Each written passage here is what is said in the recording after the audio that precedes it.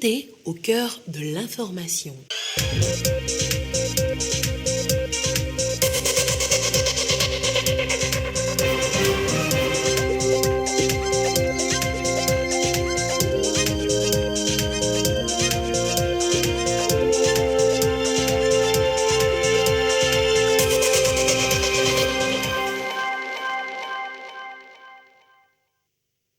Mesdames, Messieurs, bonsoir. Clap de fin pour la 17e journée de radiologie et d'imagerie d'Afrique. Les acteurs du domaine de la radiologie et imagerie médicale de l'Afrique et de l'Europe se sont réunis pour 3 jours à Lomé, un cadre de partage, d'expérience et de réflexion. Des précisions à suivre en début d'édition.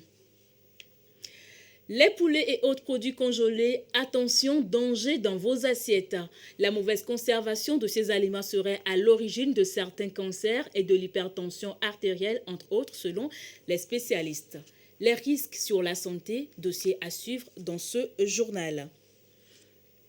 Et puis, les meilleurs élèves du Togo récompensés par l'ONG Le CRAC, ceux qui passent le bac 2 ont pris leur vol pour la France. Ils passeront leur examen à Paris. C'était le titre de ce journal. Bienvenue, voici le 20h. Journal que nous ouvrons avec le projet numéro 1 sur les 36 contenus dans la feuille de route gouvernementale 2020-2025. Il vise à briser les inégalités sociales pour faciliter l'accès aux mêmes opportunités à tous les Togolais. Et pour y arriver, une carte dite biométrique sera délivrée à chaque Togolais. Une tournée nationale de vulgarisation de ce projet est donc organisée. L'étape des savanes avec Gérard Lagoudou. À travers la feuille de route gouvernementale 2020-2025, le chef de l'État ne veut laisser aucun Togolais pour compte. Mais sans preuve d'identification biométrique des personnes physiques, l'accès aux services sociaux de base et à la couverture santé ne sera pas effectif.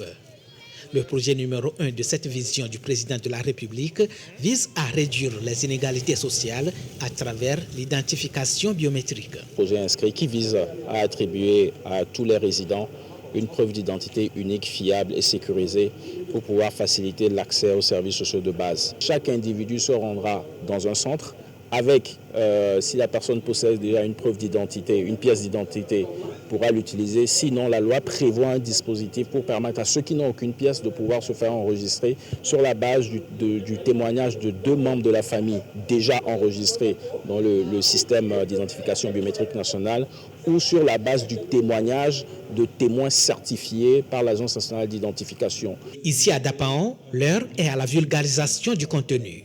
Responsables régionaux, préfectoraux, élus locaux, chefs de canton, leaders communautaires et religieux et bien d'autres acteurs concernés apportent leur contribution. Un volet hautement numérique et digital, donc il faut mettre en place le système d'information, préparer le terrain, communiquer, sensibiliser. Et à l'issue de cette collecte, un numéro d'identification unique sera généré à tout le monde. Chacun aura son numéro qui sera un numéro unique à 12 chiffres et aléatoire. On va émettre une carte sur laquelle il y aura ce numéro, des données démographiques minimales pour pouvoir permettre une authentification, qu'elle soit visuelle ou biométrique de l'individu qui la porte. Le présent projet a une durée de vie de 6 ans et prend en compte 6 pays de l'Afrique de l'Ouest, dont le Togo. L'initiative est financée par le groupe de la Banque mondiale à travers la phase 2 du programme d'identification unique pour l'intégration régionale et l'inclusion en Afrique de l'Ouest. Dans l'actualité également, les travaux des 17e journées de radiologie et d'imagerie d'Afrique qui ont pris fin. Le Togo prend la tête de la Société de radiologie en Afrique francophone. Des résolutions ont également été prises pour l'amélioration de la qualité des soins des populations avec des équipements performants. Des précisions de Yata Aratema. Faire sa radio suite à un accident ou encore une échographie, pratique très courante dans nos hôpitaux. Les 17e journées de radiologie et d'imagerie de Lomé optent pour la qualité des soins. Une résolution prise par les spécialistes et qui compte également sur les moyens. Il est question de renforcer la formation de nos étudiants. Et cette formation doit passer par la mise en place d'une plateforme de la SRAF. Sur cette plateforme, il y aura fait des échanges entre les différentes sociétés. Il y aura des formations, les étudiants pourront avoir accès à ces plateformes pour améliorer leurs connaissances en imagerie médicale. Nous avons demandé aux autorités politiques de nous aider dans l'amélioration des équipements d'imagerie médicale. Parce que la formation des étudiants en imagerie médicale demande du matériel. Au cours de ces 3 jours d'échange, des techniques et méthodes pour justement améliorer la qualité des soins ont été exposées. Pour les participants, c'est une motivation supplémentaire. Le congrès s'est très bien passé. On a appris beaucoup de choses sur les nouvelles techniques et l'actualité nouvelle en imagerie médicale, de même que sur le résultat des recherches dans les différents pays de la SRAMF. C'est un véritable honneur et j'avoue qu'après 3 jours comme ça de congrès, on se sent vraiment revigoré quand on voit tout le dynamisme de la société africaine de radiologie et la qualité des présentations qui ont été faites aujourd'hui. Ça nous a permis d'apprendre énormément de choses sur l'évolution de l'imagerie en Afrique noire et en particulier au Togo. Clichés radio, échographie, scanner et IRM de pointe dans nos hôpitaux, c'est rendre visible toute pathologie ou fracture qu'un médecin généraliste peut suspecter. À ce titre, la radiologie et l'imagerie jouent un rôle essentiel dans l'établissement du diagnostic. Le praticien pourra bien interpréter et mieux traiter le patient. Et pour y arriver, il faut également des étudiants bien formés. Dafra Pharma s'engage à faire justement des étudiants togolais en sciences de santé des références dans la sous-région. Ceci à travers le projet Excellence Dafra, projet lancé officiellement ce vendredi à Lomé. Les détails dans ce reportage de Abouza Daja avec la voix de Clarisse Atikle. C'est officiel. La 3e édition du projet Excellence Dafra est lancée. Le projet vise la culture de l'excellence dans la formation supérieure médicale et paramédicale. Il s'inscrit dans la responsabilité sociale et sociétale du laboratoire pharmaceutique belge. C'est une compétition qui se déroule entre 3 écoles. L'école nationale des sages-femmes, l'école des auxiliaires médicaux et l'IADSS qui sont les bénéficiaires. Sur le concours d'excellence d'Afra, nous avons 2 concours. Il y a le concours de génie paramédical. C'est un groupe d'étudiants, 6, qui participent. Tandis que le concours d'éloquence, le premier donc, a un ordinateur. Le projet Excellence d'Afra rentre dans la vision de la Jeune Chambre internationale Togo qui promeut la compétitivité au sein de la jeunesse. La recherche de l'excellence est l'un des champs de bataille et du laboratoire d'Afra Pharma et de la Jeune Chambre internationale. Donc nous voulons apporter, nous voulons inculquer, nous voulons exhorter nos jeunes frères à aller vers l'excellence sur tous les plans. Et c'est pour ça que nous avons accepté d'aller en tant que partenaire technique avec les laboratoires d'Afra Pharma. Si pour ces précédentes éditions, le concours était réservé aux doctorants de l'Université de Lomé, il s'adresse cette année exclusivement aux apprenants auxiliaires médicaux, sages-femmes et assistants sociaux.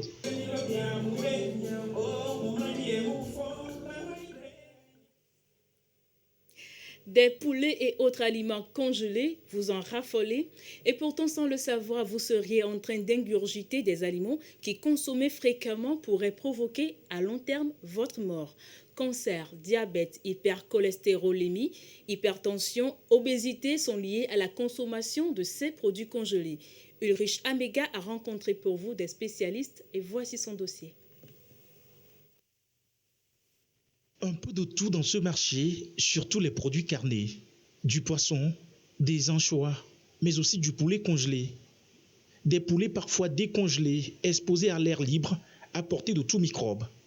Des faits sur lesquels certaines organisations de la société civile attirent l'attention des consommateurs. Nous voulons désormais aller au-delà de ce qui se fait, c'est-à-dire en demandant aux consommateurs. Lorsque vous n'êtes pas sûr que la chaîne du froid sera respectée du pays d'origine jusqu'à votre plat, il faut nous tourner vers la consommation des produits locaux. Ça réduit beaucoup de conséquences collatérales inconnues mais connues. Le business des poulets congelés est colossal. Des tonnes atterrissent chaque année au Togo, en provenance pour la plupart des pays européens. Du départ jusqu'à l'arrivée au port autonome de Lomé, le circuit est mis sous contrôle. L'opérateur économique doit disposer d'un agrément sanitaire, de faire ce qu'on appelle la demande d'autorisation d'importation. Lorsqu'il a cette demande d'importation, il lance sa commande. Et avant que le produit n'arrive sur le territoire, il fait ce qu'on appelle une demande de dépotage. Ces produits arrivent dans des conteneurs frigorifiques.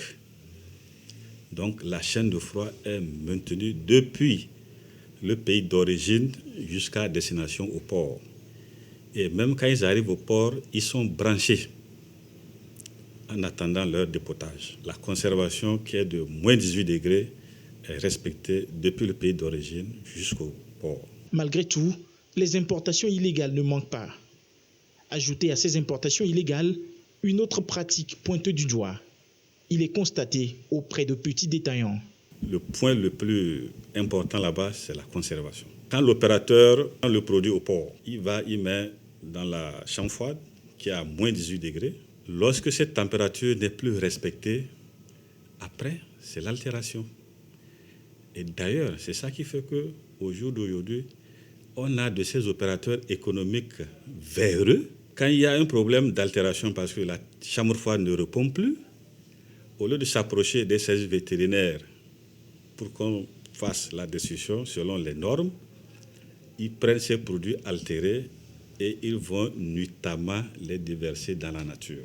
Justement, plusieurs maladies auxquelles font face certaines populations de nos jours sont liées à la consommation de ces produits mal conservés. Beaucoup de cancers aujourd'hui se retrouvent sans cause connue.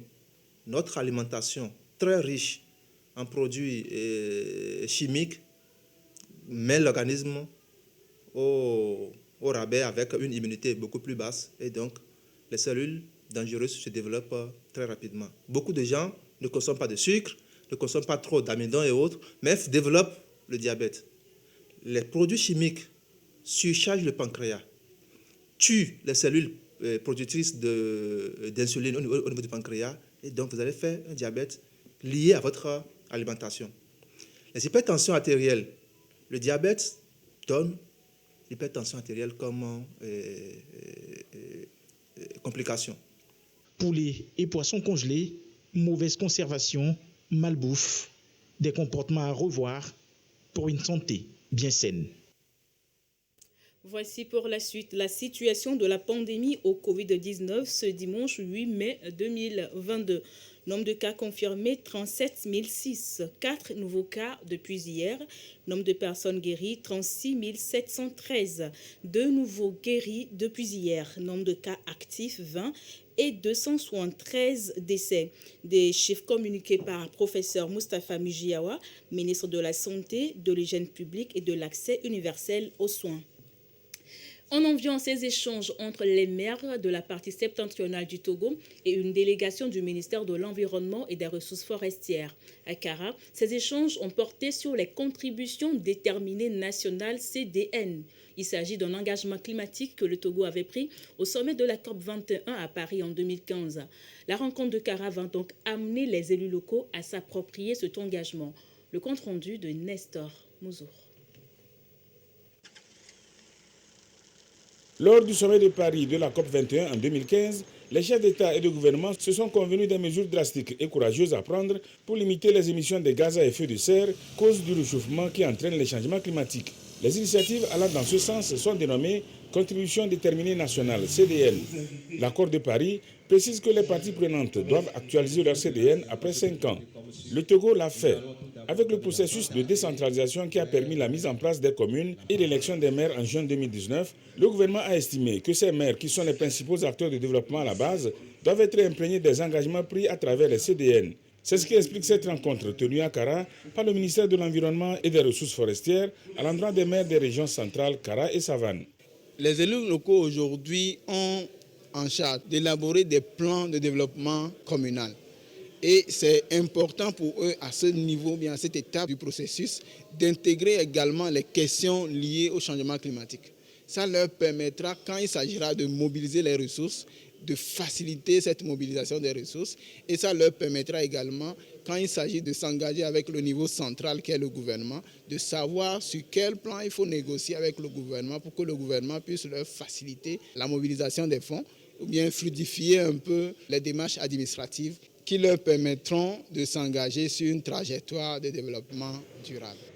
Dans ses contributions déterminées nationales initiales de 2015, le Togo a proposé de réduire sur ses fonds propres les émissions de gaz à effet de serre de 11,14%. Avec les études faites sur la base de toutes les initiatives engagées par le gouvernement, de nouveaux gaz et secteurs ont été intégrés, ce qui a permis de relever le niveau d'ambition du Togo de réduction de 20,51%. Et s'il reçoit des appuis de ses partenaires, il fera un effort supplémentaire de plus de 30% pour atteindre près de 51%. L'environnement qui s'invite également à la 9e édition du FEXILOM, Festival du cinéma de Lomé. Cette édition est en effet placée sous le thème « Contribution du cinéma vert pour l'atteinte des ODD 13 et 14 ». Ce festival se déroulera du 11 au 14 mai prochain. De grands noms du cinéma africain, à l'instar du Burkinabé, Gustave Sorgho, sont déjà sur place depuis le 2 mai dernier pour assurer le volet masterclass. Le compte-rendu de Lorraine Peto à Bozadaja avec la voix de Yata Aratem. Des feux de brousse, des arbres abattus ici et là, des usines qui tournent en plein régime, des déchets déversés dans la nature à ciel ouvert, des actions humaines qui concourent au réchauffement et dérèglement climatique. Face à l'ampleur du phénomène, le Festival du cinéma de Lomé FEXILOM joue sa partition. On a les COP qui sont là pour essayer de réfléchir, penser et envoyer des idées ou encore des projets qui ont pour mission de réduire l'émission des gaz à effet de serre, le comportement de l'homme qui détruit la nature ou l'environnement. Et le cinéma est le seul domaine par lequel on peut passer un certain nombre d'informations. Le FEXILOM est à sa 9e édition et forme une vingtaine de jeunes Togolais sur les métiers du cinéma. Nous sommes à mi-parcours des formations et une formation qui vient à point nommé pour les jeunes qui désirent se lancer sur la scène du cinéma et surtout dans la production audiovisuelle. Et j'estime avec ces formateurs techniciens, en jeu d'acteurs, production, réalisation qui sont présents, on pourra quand même jauger le niveau du cinéma togolais et voir ce qu'on peut apporter par ces étroites collaborations. Cette nouvelle édition du Festival du cinéma de Lomé FEXILOM est couplée à la 5e édition du Forum des jeunes cinéastes francophones. Rendez-vous du 11 au 14 mai 2022. Au menu, des projections de films, des expositions, des animations. Des producteurs de la préfecture de Rao ont bénéficié d'une formation destinée à les outiller sur les itinéraires techniques de production du maïs. Il s'agit à travers cette formation de les amener à maîtriser toutes les procédures afin de garantir et augmenter leur production. Elle a eu lieu à Kbévé dans le Rao. Le point avec Sylvain Aboudou. Les bonnes pratiques en matière de production du maïs enseignées aux producteurs. Ils découvrent ici les itinéraires techniques de production de cette céréale, la période de semence, la variété à choisir, mais aussi le choix du terrain pour la culture. À cela s'ajoute l'entretien et le traitement à faire, mais aussi les intrants à apporter pour maintenir une bonne production et améliorer toujours le rendement. L'objectif visé, c'est que ces producteurs et productrices puissent vraiment maîtriser tout ce qui est le paquet ou bien l'itinéraire de production et dans ce sens pour pouvoir arriver à améliorer et augmenter leur rendement agricole au niveau des parcelles. On verra par rapport à leurs pratiques, les rendements passés et aujourd'hui avec la formation, qu'est-ce que ça a donné. Avant, nous ne savons pas comment nous allons produire le maïs et le soja. Grâce à la formation, cette année, ça va nous aider beaucoup. Et avant, comment nous gagnons dans le champ, cette année, ça va aller de l'avance. Il s'agit à travers cette formation initiée par le Centre de développement des enfants C2 Kbévé de soutenir les producteurs, les aider à adopter de bonnes pratiques pour davantage garantir un rendement meilleur. Nous avons initié cette formation à l'endroit des parents des bénéficiaires qui sont dans notre centre d'accueil parce que nous avons constaté que la principale activité économique des parents ici, c'est l'agriculture. Et la vision du projet, c'est d'aider tous les enfants à sortir de la pauvreté. Nous voulons vraiment un bon accompagnement des parents afin que le rendement au niveau de la culture du maïs et du soja soit vraiment bon. La formation est assurée par l'Institut de conseil et d'appui technique ICAT. Elle porte également sur les activités post-récolte, c'est-à-dire amener les producteurs à mieux conserver leurs produits, bien les stocker pour éviter leur destruction par les insectes ravageurs, notamment les charançons. À l'étranger, le gouvernement du Zimbabwe ordonne aux banques d'arrêter d'accorder des prêts. Une décision à effet immédiat qui vise à mettre fin à la spéculation contre le dollar zimbabwéen et arrêter sa dévaluation sur le marché. Au Zimbabwe, le gouvernement a ordonné aux banques de cesser d'attribuer des prêts. Cette décision à effet immédiat vise à mettre fin à la spéculation contre le dollar zimbabwéen et ainsi arrêter sa dévaluation rapide sur le marché noir. Réintroduite dans le pays en 2019, la monnaie locale avait été abandonnée pendant 10 ans après avoir été frappée par une hyperinflation.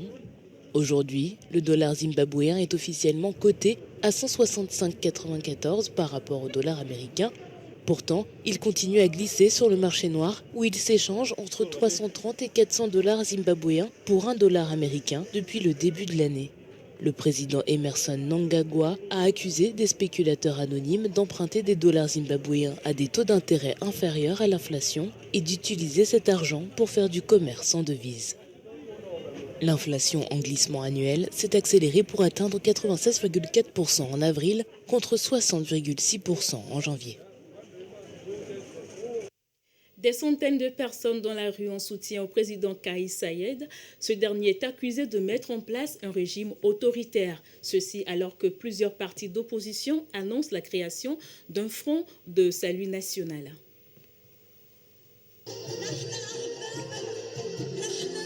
Une fois n'est pas coutume, c'est une manifestation en faveur du président tunisien qui a eu lieu ce dimanche à Tunis. Plusieurs centaines de partisans de Kais Saied se sont rassemblés pour montrer leur soutien à celui qui a pris un virage autoritaire en juillet dernier. Mais pour ses sympathisants, c'est à ce prix que le pays pourra se redresser. Jusqu'à aujourd'hui, on n'a pas vu les grandes choses, il n'y a pas de grandes lignes politiques, mais on espère bien qu'il va gouverner la Tunisie et la ramener vers le Hukm Rachid. Le Hukm Rachid, c'est la bonne gouvernance. La bonne gouvernance, mais quand on sait juger les voyous, les voleurs, les trafiquants, ceux qui ont affamé le peuple tunisien, ceux qui ont pillé les richesses naturelles de la Tunisie, ceux qui ont mis ce peuple, qui ont rendu le peuple tunisien agressif. C'est de Tunisie qu'est partie en 2011 la première révolution des printemps arabes. Mais aujourd'hui, la démocratie y est menacée par le limogeage du Premier ministre, la suspension du Parlement et les pleins pouvoirs du président. Un référendum constitutionnel est prévu en juillet et un dialogue national a été lancé, mais sans les partis politiques d'opposition. Commémoration ce dimanche à Paris du 77e anniversaire de la victoire du 8 mai 1945, victoire des Alliés sur l'Allemagne nazie, une célébration particulière au lendemain de l'investiture d'Emmanuel Macron et dans le contexte de la guerre en Ukraine.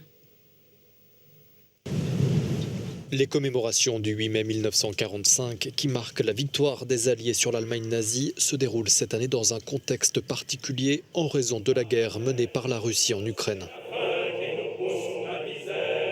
À Paris, le chef de l'État français s'est notamment rendu ce dimanche sur la tombe du soldat inconnu. La présidente du Bundestag, le Parlement allemand, est quant à elle arrivée ce dimanche à Kiev en Ukraine. Balbas a notamment rencontré le président Zelensky avant d'assister à une commémoration célébrant la fin de la Seconde Guerre mondiale. Selon la chaîne de télévision russe Rossiya 24, à l'occasion des commémorations du 8 mai 1945, Vladimir Poutine a adressé ses vœux aux dirigeants des pays de l'ancien bloc soviétique ainsi qu'à ceux des républiques populaires séparatistes de Lugansk et Donetsk. Celui qui mène la guerre à l'Ukraine est même allé jusqu'à oser souhaiter à tous les Ukrainiens un avenir pacifique. Vladimir Poutine a une nouvelle fois instrumentalisé l'histoire pour justifier son invasion de l'Ukraine. Selon lui, les militaires russes, comme leurs ancêtres, se battent pour libérer leur terre natale de la crasse nazie. La présence de groupes ultranationalistes ou néo-nazis est attestée en Ukraine, mais ces derniers restent très minoritaires. Ceci dit, retour chez nous à évoquer le renouvellement du bureau exécutif et des différentes commissions de la Chambre de métier dans les savanes. Les nouveaux élus ont 4 ans pour travailler en synergie pour le rayonnement du secteur artisanal dans la région. La cérémonie d'installation du bureau exécutif et de 4 commissions spécialisées, c'est avec Gérard Lagoutou. Le secteur de l'artisanat togolais renouvelle ses instances dirigeantes, section Savane. Après l'élection des délégués et l'installation des organes des chambres préfectorales de métiers, l'heure est à la mise en place du bureau exécutif et des organes de la chambre régionale de métiers Savane. Parmi eux, nous avons désigné les conseillers et ce sont ces conseillers qui sont venus maintenant à la chambre régionale se constituer en candidat pour pouvoir maintenant élire les nouveaux dirigeants de la Chambre des métiers régionale. Aujourd'hui, il y a eu 35 délégués qui ont siégé. On appelle ça l'électorat donc de la Chambre régionale. Et c'est cet électorat qui a élu maintenant les 12 donc personnes qui vont diriger la Chambre régionale. C'est un travail technique qui a été fait et ça nous a permis de sortir les heureux candidats. Et à la tête de ces candidats, Maxime Badjaré. Il conduira le bureau exécutif de 8 membres en collaboration avec 4 présidents de commissions spécialisées. Finances, développement économique, registre et répertoire, puis affaires sociales et arbitrage. C'est de travailler en collaboration avec les artisans, avec les autorités sur place et les partenaires techniques. Et chercher les informations, les formations et aider les artisans pour qu'ils aient le même niveau que les autres artisans sur le plan national. Le présent bureau exécutif est élu pour un mandat de 4 ans renouvelable au service du rayonnement de l'artisanat togolais dans toute sa diversité dans la région des Savanes. L'actualité ce soir, c'est aussi la 3e édition du concours Start-Upper de Total Energy. 15 candidats étaient en finale. Les 3 meilleurs entrepreneurs ont été sélectionnés. Ils seront accompagnés dans la réalisation de leur projet.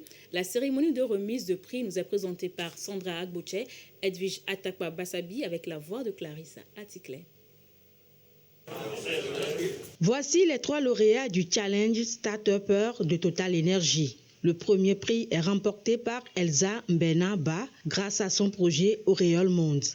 Des serviettes pour aider les filles à être plus à l'aise pendant leur période. Elles sont conçues pour protéger l'environnement. Réutilisable d'abord parce que c'est la meilleure option en termes de protection de l'environnement, mais aussi par rapport à la santé vaginale de la femme. Je suis très contente parce que c'est quand même plusieurs années aussi de travail qui sont récompensés. Les 2e et 3e prix vont respectivement à Aïtevi, Rounou Adossi et Andrea Magnon. À travers leurs innovations, ils comptent accompagner les secteurs de la santé et de l'agriculture. La pénurie de produits sanguins au Togo est un problème réel, et ce depuis déjà 5-6 ans. Et donc notre solution, c'est un mix entre un système informatique, un système d'information et de la logistique pour permettre de mieux gérer les banques de sang. Le fonio, c'est une espèce alimentaire qui est très négligée, alors qu'elle contient des nutritifs, elle est très bonne pour la nutrition, avec son goût aussi. Pourquoi ne pas transformer le fonio en des barres de céréales qui sera mangeable même pour les enfants et pouvoir profiter également de ses bienfaits. Donc un produit simple, exportable partout, tout le monde peut l'avoir, même dans les environs. Le manger tout d'abord avec le goût agréable, mais aussi profiter de ses aspects gustatifs et nutritionnels. Le challenge est à sa 3e édition. Total Energy entend mettre en valeur le génie créateur des jeunes innovateurs togolais. Les 3 lauréats recevront un accompagnement financier pour développer leurs différents projets. Ainsi s'achève cette randonnée de l'information. Merci à vous de l'avoir suivi et merci à toute l'équipe de réalisation. Bonne fin de semaine à vous et à très bientôt.